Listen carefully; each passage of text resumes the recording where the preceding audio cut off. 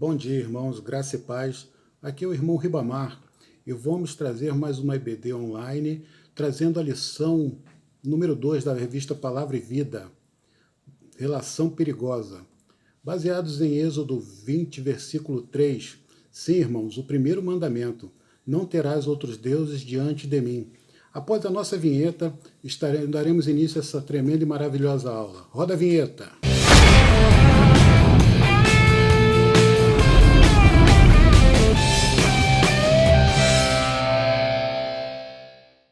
Bem, amados, vamos dar início à nossa aula, Relação Perigosa, baseada em Êxodo 20, versículo 3, não terás outro deuses diante de mim.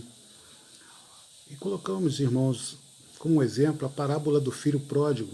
O autor faz essa colocação em que o jovem, uma parábola conhecida no nosso meio evangélico, o jovem deixa o seu lar com o seu dinheiro, que nem tinha direito ainda, porque era uma herança, e partiu para uma terra distante, e ali dilapidou toda essa fortuna, e depois que houve fome naquele local, ele voltou para sua casa arrependido, trazendo marcas no seu coração, na sua alma, principalmente, no seu corpo. Foi bem acolhido e retornou para o convívio do seu lar. Mas esse jovem, irmãos, não precisava passar por essa situação, não deveria ter passado por todo esse problema.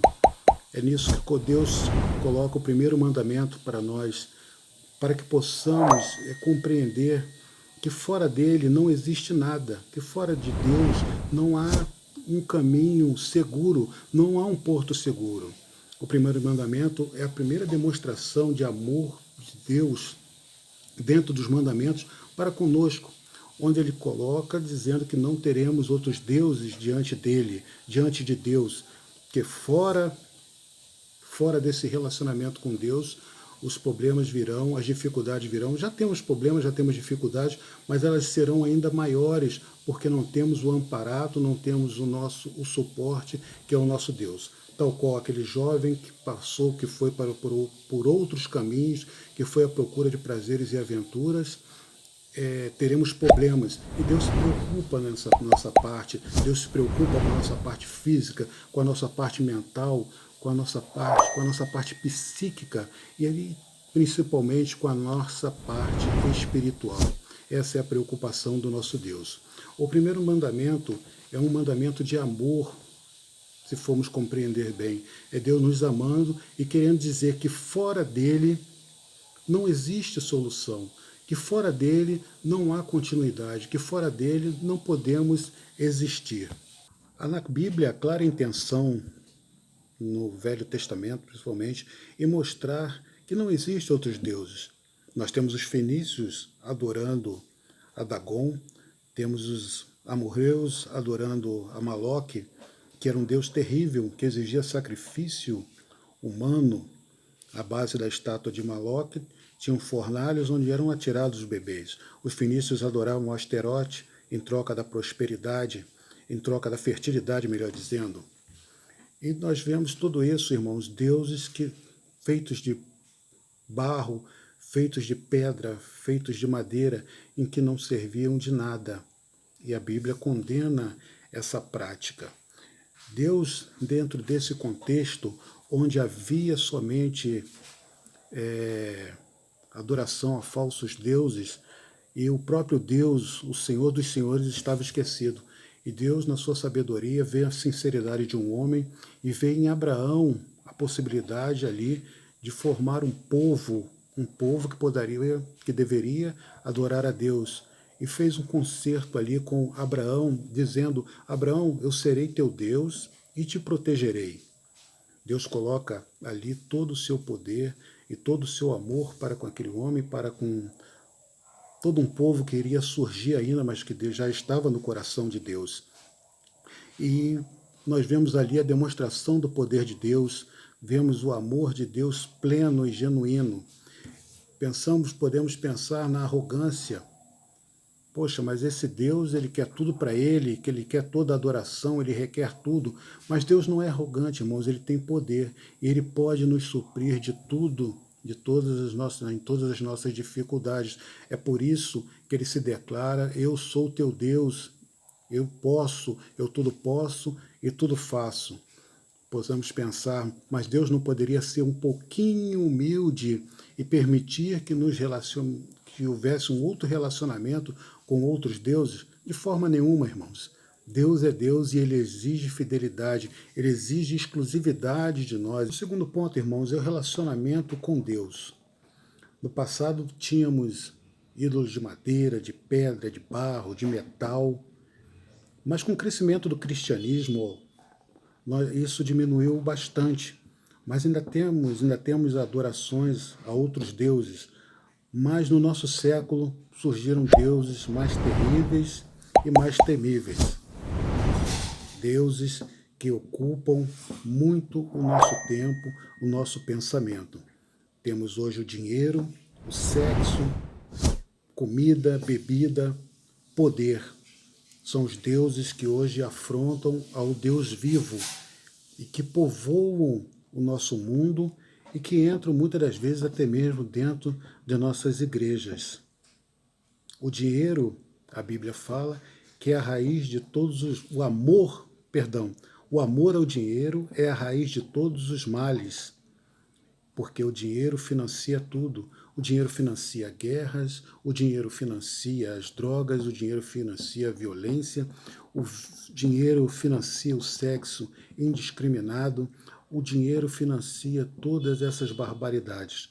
Mal aplicado, é tremendamente destrutivo, não poupa nada em ninguém. É claro que, quando bem utilizado, o dinheiro faz maravilhas, promove muito bem-estar, promove coisas maravilhosas. Mas, de certa forma, o dinheiro tem sido um grande mal para quem não sabe usá-lo, para quem é escravo. E esse Deus tem sido terrível na vida do ser humano, terrível nas nossas vidas.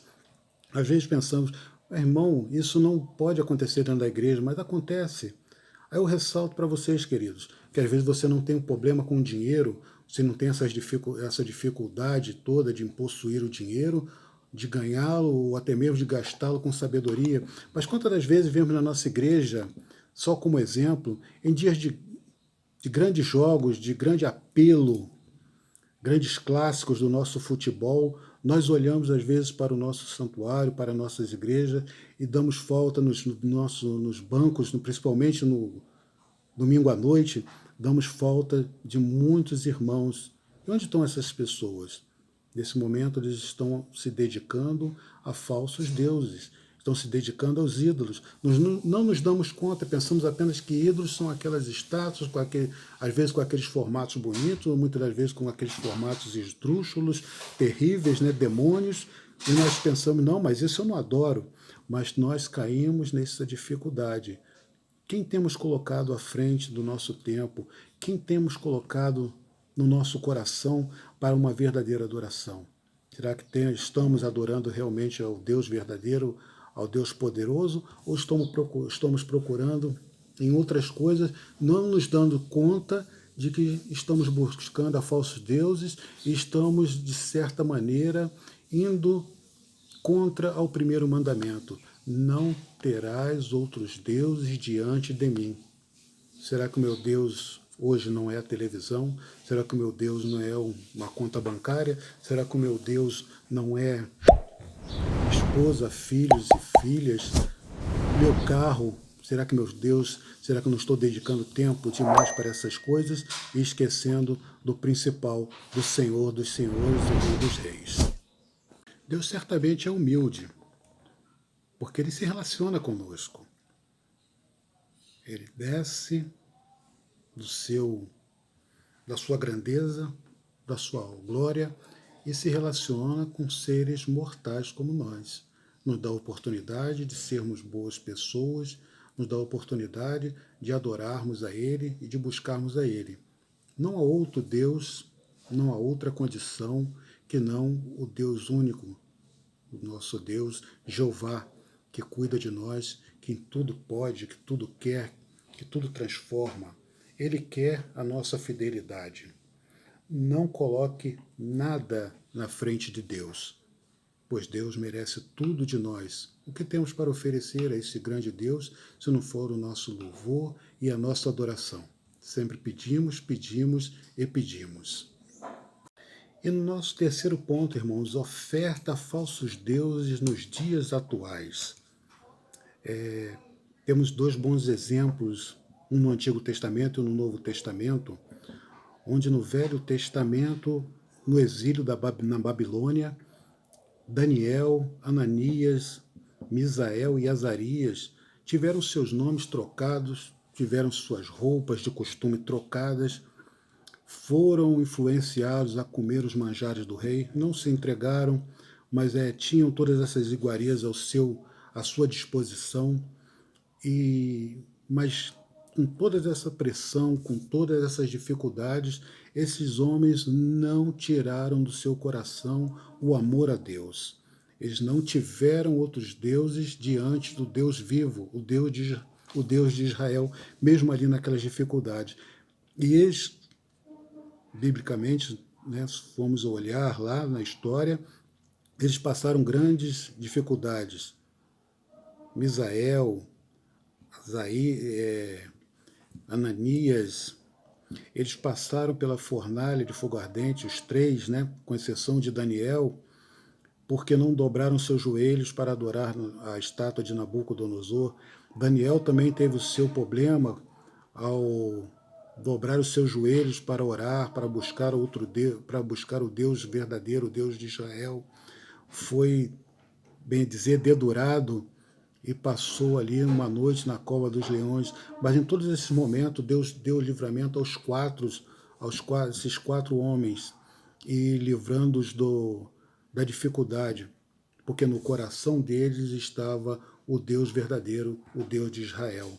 No Novo Testamento temos um exemplo tremendo, né, que é do nosso Senhor e Salvador Jesus Cristo, que foi tentado ali no deserto pelo diabo, e que esse anjo de trevas falou: ó, darei a você toda a riqueza se me adorares. E Jesus resistiu, como era de se esperar, e falou que devemos adorar somente a Deus. E aí nós vemos a colocação nesse nosso último ponto, o que temos oferecido para o nosso Deus, o que tem sido ofertado ao nosso Deus, o que temos feito pelo nosso Deus. Um coração sincero, as dificuldades que vêm, os problemas que vêm, será que nós temos nos mantido fiéis ao nosso Pai? Nós temos aí no mundo, né, muitas pessoas que vivem uma vida correta, não adulteram, não defraudam ninguém, não roubam, não levantam falso testemunho, têm uma vida digna, mas ainda falta a essas pessoas o principal, que é entregar a sua vida a Deus, que é adorar a Deus. E Jesus mostra isso, porque não importa termos tudo, termos uma vida diferenciada, uma vida digna, se não buscamos ao nosso Deus, se não buscamos ao Senhor, de que adianta isso tudo? Fazendo todas essas coisas, vivendo uma vida correta, uma vida digna, nós vamos ter somente um vazio existencial, longe e bem distante de Deus, porque Deus quer que nós o adoremos. Deus quer não somente que cumpramos os 9 mandamentos e esqueçamos do principal. Não teremos outros deuses diante do Deus vivo. Então devemos buscar a esse Deus. Não devemos apenas ter uma vida correta, uma vida digna, mas nos esquecermos do Senhor. Não devemos nunca nos esquecer do nosso Deus, porque não há outro. Fora dele não há salvação. Ele é o nosso tudo, é o nosso ser, é o nosso todo-poderoso. Ele é que nos supre, ele é que nos guarda do mal, que diante das dificuldades, que diante dos problemas da vida, nos dá o alento, nos traz a alegria e nos traz o principal, que é a vitória. Porque a vitória é longe de Deus, a vitória sem Cristo não é uma vitória, é algo falso, é algo enganoso, que um dia vai acabar, uma falsa alegria que um dia vai passar, e teremos dificuldades quando a vitória não é em Cristo Jesus. Para finalizar, irmãos, para pensar e agir, eu deixo a seguinte pergunta para os irmãos: Deus tem ocupado o primeiro lugar na sua vida e adoração? Essa pergunta serve para mim também, é claro. que os irmãos possam responder no seu coração, se a sua vida realmente, Deus está ocupando o primeiro lugar na sua vida e na sua adoração. Exatamente isso que trata o primeiro mandamento. Onde está Deus na nossa vida? Nossa vida só tem sentido se Deus estiver em primeiro lugar. Deus é o nosso porto seguro. Que Deus abençoe os irmãos, tenham um ótimo restante de dia. Deixe o seu like, inscreva-se no canal, ative o sininho para que possam receber novos vídeos e notificações. Deus os abençoe a todos.